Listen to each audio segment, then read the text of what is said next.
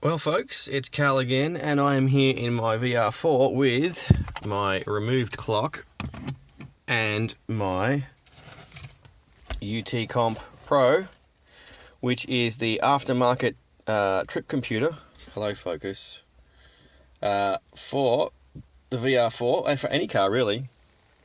But we are going to be installing this bad boy, that screen anyway, behind this screen here. Might actually turn the light off on this camera soon, it's a bit too blowing out the image.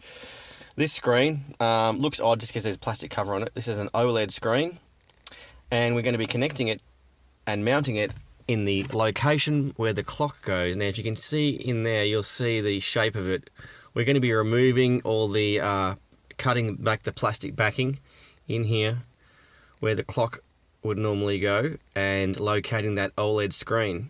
Now, one of the great things about the VR4 for mounting this UTCOMP system, and ignore these really terrible, horrible things that everyone hates, they're powering something else, but the excellent thing about mounting this UTCOMP to the VR4 is that the UTCOMP computer, which is this little guy here, which powers the screen and connects to your various parts of your ECU and whatnot, and temperature sensors, etc., requires three kinds of power connections.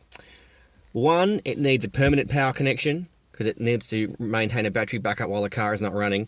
Two, it needs a ignition triggered power connection so that when the car is running. And three, it needs a headlight dimmer control for the OLED screen for when you turn the headlights on. And guess what? This one plug that powers the clock has all of those in it. It has constant power to keep the clock battery running. It has ignition triggered power for the clock display to turn on when the car is running, and it has a headlight dimmer in it. So if there's a better car for mounting this UTCOMP system in a lovely little clean location, I don't really know what it is.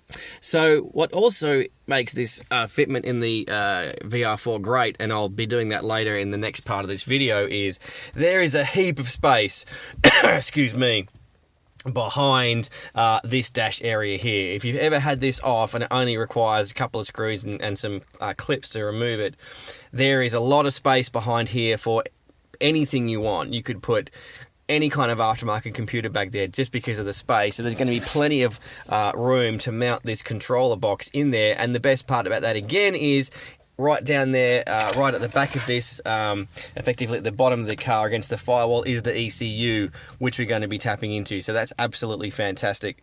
The screen itself has a nice long ribbon cable. This little gap here, if you can see that in there, that actually runs down directly into behind here. So there's no issues with cable routing whatsoever.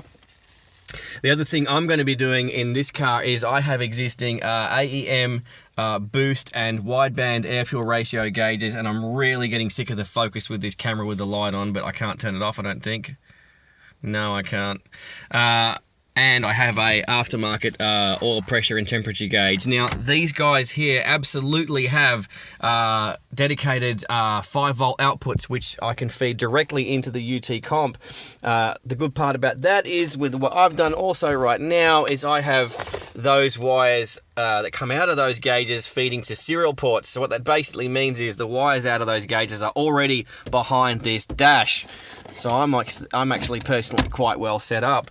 However, I don't know about the oil pressure gauge made by Innovate here. I think this one possibly may only have a serial output, in which case, if that is what's happening, I may have to remove this gauge and directly wire in the feeds from the oil pressure sensor and the oil temperature sensor into the UTCOMP, if I can do that, and I don't know yet. But stand by, this video will shortly change to me showing you all this gear ripped out.